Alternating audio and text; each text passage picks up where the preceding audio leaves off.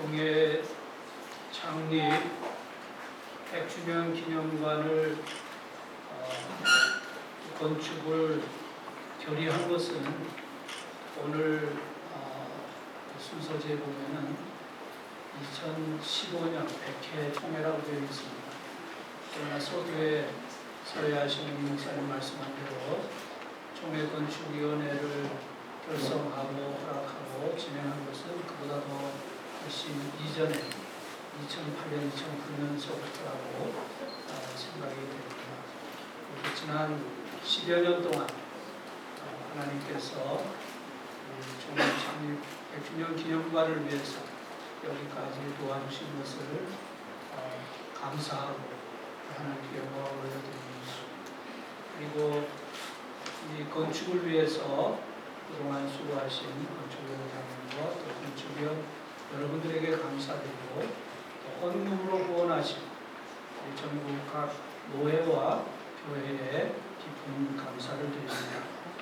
오늘 우리가 총회 창립 100주년 기념관 준공 예배를 드릴 때에 이렇게 아름다운 건물을 허락하신 것도 감사하지만 지난 100여 년의 우리 총회 역사를 통해서 우리 교단을 인도하시고 축복하신 하나님께 감사를 드립니다. 하나님의 은혜로 우리 교단은 지금 한국 개신교의 주요 교단이 되고 가장 영향력 있는 교단이 되었습니다. 교단의 크기로뿐 아니라 기독교의 연합과 일치를 위해서 그리고 대사회적이고 또 대정부적인 활동에 있어서도 가장 큰 영향을 미치고 있다고 생각합니다. 가령 금년 4월에 강원도에서 큰 산불이 일어났는데 지금까지 우리 교단이 약 15억 원을 헌금으로 모금을 해서 피해자들에게 구호했습니다. 아마 어느 교단이나 종교보다도 많은 구호를 하지 않았을까 생각합니다. 얼마 전에 개신교 교단장 12명이 대통령을 만난 일이 있었습니다. 그 자리에 배석한 문체부 장관도 우리 교단 교회 안수 집사님이고 또 대통령은 그 자리에서 사돈 목사님 얘기를 꺼냈는데 그 목사님도 우리 교단 목사님입니다. 오늘 이 자리에 합동교단 이승희 총장님이 와 계신데 지금 합동교단과 우리 교단이 함께 우리 개신교회 연합을 위해서 또 NAP와 같은 중요한 그런 문제들을 위해서 함께 리더십을 잘 발휘하고 있습니다.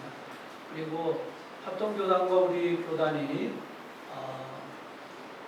9월 1일 날 연합 예배를 드리기로 그렇게 결정을 했습니다. 아마 양 교단 분열 이후에 처음 있는 역사적인 그런 예배가 될 것 같습니다.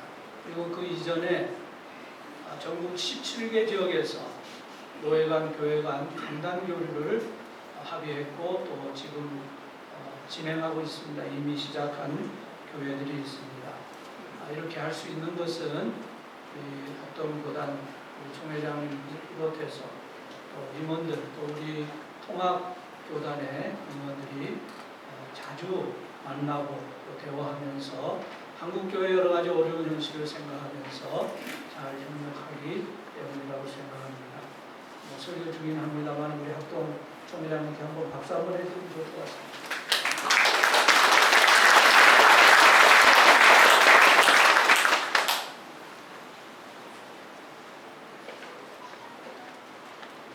오늘 우리가 이렇게 준공 예배를 드리는 이 100주년 총회 역사 100주년 기념관은 지난 100여 년의 역사 가운데서 하나님께서 우리 교단을 사랑하시고 또 성장할 수 있도록 또 사역할 수 있도록 도와주신 하나님의 은혜를 상징하는 건물입니다. 동시에 이 건물은 앞으로의 100년을 준비하는 건물이기도 합니다. 새로운 100년을 앞에 두고 지금 한국 기독교는 큰 도전을 받고 있습니다.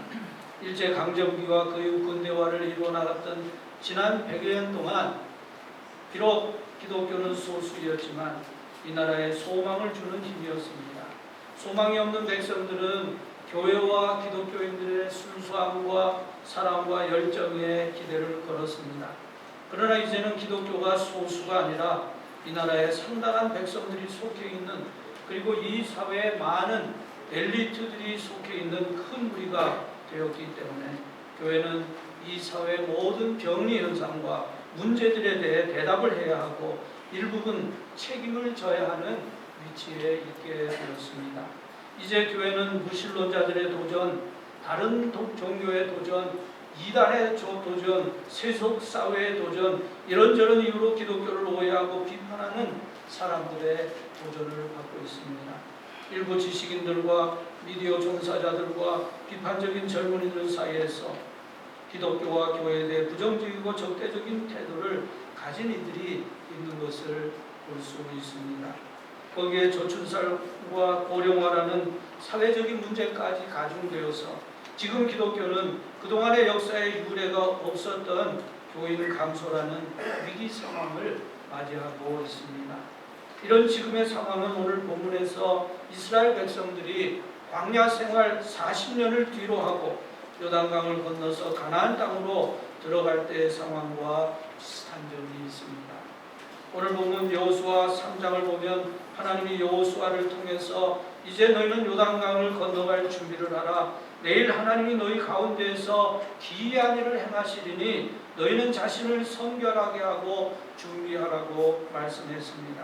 아마 그때 많은 백성들은 의아하게 생각했을 것입니다. 그때는 요단강이 넘치는 시기였습니다. 15절에 보면 요단이 곡식을 거두는 시기에는 항상 언덕에 넘치더라 하고 말씀합니다. 매년 늦은 봄철 수확기에 요단 강물이 넘치는 그때에 수많은 이스라엘 백성들을 요단강을 건너가라고 말씀하시는 하나님은 아무래도 때를 잘못 정하신 것이 아닌가 의문을 가질만 했습니다. 수많은 이스라엘 백성들이 요단을 건너다가 많은 그런 사고를 만날 수도 있었습니다. 그러나 언제나 하나님은 하나님의 때에 일하시고 그 하나님의 때가 가장 좋은 때입니다. 어떤 때 하나님은 적절하지 않은 때에 무슨 일을 하시려고 합니다. 상황과는 어긋나는 일을 하시려고 합니다. 상황은 지금은 적절한 때가 아니라고 말합니다. 넘치는 요단강은 지금은 적당한 시기가 아니라고 말합니다. 비록 가나안의 약속이 이스라엘의 오랜 꿈이었다 할지라도, 비록 우리가 원하는 그 일이 평생의 소원이요 오래된 문제의 해결이라 하더라도 지금은 그때가 아니라고 말합니다. 그러나 하나님은 말씀하십니다. 바로 지금이다. 내 자녀들아 일어나라. 집을 꾸리고 앞으로 나아가라. 이제 새날이 시작될 것이다. 나는 이 시기를 택해서 나의 약속을 성취시키려 한다. 왜냐하면 이때가 너에 대한 나의 사랑과 나의 능력을 나타내기에 가장 좋은 때이기 때문이다 말씀합니다. 하나님에게는 상황이 과히 중요하지 않습니다. 하나님은 환경을 초월하여 일하십니다. 그러므로 우리가 하나님의 일을 할 때에는 환경에 너무 좌우되어서는 안 됩니다.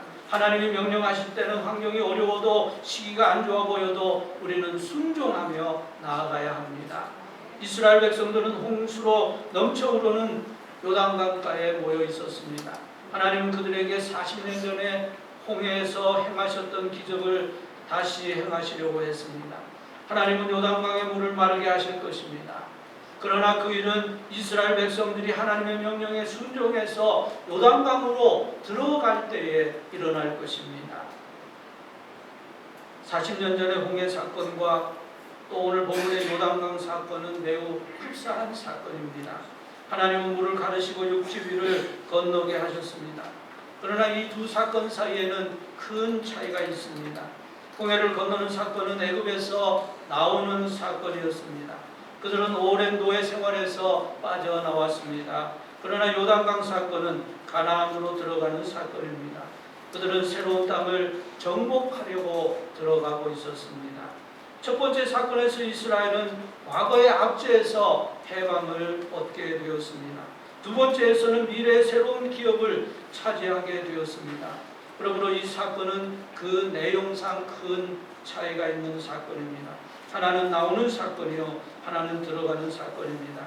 영적으로 볼 때 한 사건은 죄의 종살이에서 구원받는 사건이요, 또 하나는 구원받은 백성들이 미래의 기업을 차지하기 위해서 들어가는 사건입니다.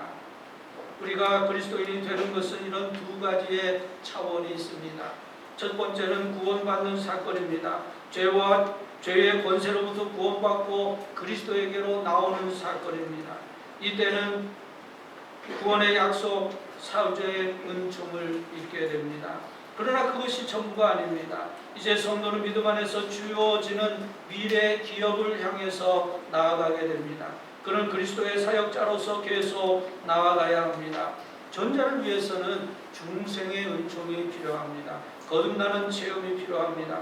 그리고 후자를 위해서는 성령 충만의 은총이 필요합니다.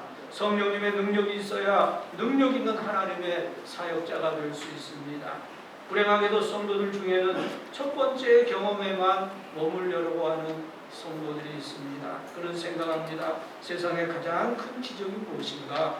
중생의 기적이 아닌가? 내가 죄인이었는데 그리스도 안에서 변화되어 하나님의 자녀가 되었으니 이것보다 더 큰 기적이 어디에 있는가? 나는 어둠의 자녀가 아니라 빛의 자녀가 되었으니 그것으로 만족한다. 물론 그런 생각에 아무 잘못이 없습니다. 그러나 이런 성도는 하나님의 더 큰 계획을 보지 못합니다. 그는 요단강을 건너가려고 하지 않습니다. 모험을 하려 하지 않습니다. 기적을 원하지 않습니다. 그는 구원의 은총, 중생의 은총, 사죄의 은총을 받았지만 성화의 은총, 영화의 은총으로는 나아가려고 하지 않습니다. 홍해를 건넜으면 이제는 광야를 통과해서 가나안으로 들어가야 합니다. 그것이 하나님의 뜻입니다. 언제까지나 신의 광야에 머물러 있을 수는 없습니다. 광야 생활은 메마른 삶입니다. 그러나 그것은 일시적인 과정입니다. 하나님의 목적은 가나안입니다. 하나님이 약속하신 땅 가나안으로 들어가야 합니다. 그리고 가나안으로 들어가기 위해서는 요단강을 건너가야 합니다. 요단강으로 들어가는 이 사건을 영적으로는 성령 충만의 사건으로 해석할 수 있을 것입니다. 예수님은 제자들에게 너희는 가서 모든 민족으로 제자를 삼으라 지상 사명을 주시면서 먼저 예루살렘을 떠나지 말고 약속하신 성령을 받기까지 기다리라 말씀하셨습니다. 오직 성령이 너희에게 임하시면 권능을 받고 땅끝까지 이르러 내 증인이 될 것이라고 말씀하셨습니다. 그리스도인이 되는 것만으로는 충분하지 않습니다. 성령의 사람이 되어야 합니다. 우리는 이 두 가지 경험이 다 필요합니다. 예수 그리스도로 구원받는 경험이 필요합니다. 그리고 성령으로 충만하게 채워지는 경험이 필요합니다. 성령 충만한 삶은 우리의 삶의 전반에 영향을 미칩니다. 우리가 성령 충만하면 우리의 가정도 은혜로워집니다. 성령 충만한 성도는 능력 있는 사역자가 됩니다. 성령 충만한 성도는 사랑으로 전도하게 됩니다. 성령 충만한 성도는 매사에 적극적이 되어서 육신 생활 속에서도 기쁨으로 살아가게 될 것입니다. 그런 영육 간의 성공적인 성도가 될 것입니다. 우리를 그리스도 안에서 부르신 하나님은 또한 우리를 성령 충만한 삶으로 부르십니다. 하나님 우리를 애굽에서 홍해를 건너서 광야로 불러내실 뿐 아니라 다시 요단강을 건너서 가나안 땅으로 불러들이십니다. 그러므로 요단강가에 주저하고 있어서는 안 됩니다. 성령님의 은혜 안으로 들어가야 합니다. 요단강을 건너가야 합니다. 요단강으로 들어가야 합니다. 이 다음에 더 좋은 때가 올 때 들어가야지 아닙니다. 지금이 하나님의 때이고 지금이 기적의 때입니다. 흔히 요단강은 죽음을 상징하는 곳으로 그리고 가나안 땅은 천국을 상징하는 곳으로 생각되어 왔습니다. 그래서 우리가 잘 아는 찬송가 중에 며칠은 며칠로 요단강 건너가 만나리 그런 찬송도 있습니다. 물론 그렇게 볼 수 있습니다.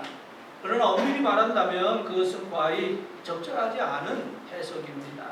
우리가 이 세상을 떠난 후에는 더 이상 전투가 없습니다. 우리는 이 세상을 떠나서 영원한 영광으로 들어가게 됩니다. 천국은 주님께서 우리를 위해서 있을 곳을 예비해 놓으신 곳입니다. 우리가 싸워서 정복해서 차지하는 곳이 아닙니다. 여호수아와 이스라엘 백성들은 요단강을 건너가서 가나안 땅을 정복해 나갔습니다. 그러므로 요단강은 우리가 이 땅에서 성령님의 능력으로 내일을 향해 나아가는 방문입니다. 내일을 위한 축복의 문턱입니다. 새로운 삶을 위한 출발점입니다.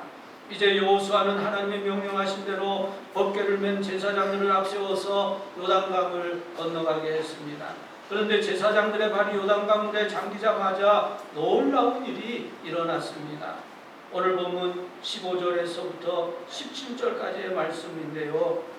여러분 순서지에 기록이 되어 있습니다. 제가 15절 읽고 여러분은 16절과 17절을 함께 읽어주시면 감사하겠습니다. 15절 제가 먼저 읽습니다. 요단이 곡식 거두는 시간에는 항상 언덕에 넘치더라. 궤를 맨 자들이 요단에 이르며 궤를 맨 제사장들의 발이 물가에 잠기자 궤에서 그들이 묻혀서 사장에 가까운 매우 멀리 있는 아담 성읍 너희들에 일어나 한 곳에 쌓이고 아라바의 강가대로 향하여 흘러가는 물은 온전히 끊어지니 백성이 여리고와 고하로 건널세. 여호와의 언약궤를 맨 제사장들은 요단 가운데 가는 땅에 굳게 섰고 그 모든 백성이 요단을 건너기를 마칠 때까지 모든 이스라엘은 그 마른 땅으로 넘어갔다. 아담이라고 하는 마을은 이스라엘 백성들이 건너간 지점에서 약 35km 상류에 있는 마을입니다. 요단강과 야복강이 만나는 지점입니다. 어떤 학자들은 이때의 현상을 이렇게 설명합니다. 16절에서 흘러내리던 물이 아담 성읍 병장에서 일어나 쌓였다 했는데 두 강이 한꺼번에 이렇게 범람해서 넘치다 보니까 큰 산사태가 일어났다는 것입니다. 그래서 그 산사태로 인해서 일시적으로 강물이 흘러내리지 않고 정지되었다는 것입니다. 이러한 해석이 사실이라고 한다 하더라도 그것은 하나님께서 행하신 초자연적인 능력이 없어졌다고 그렇게 생각할 수는 없습니다. 그 일은 미리 예언되었고 또 그 일은 정확한 시간에 일어났고 필요한 시간만큼만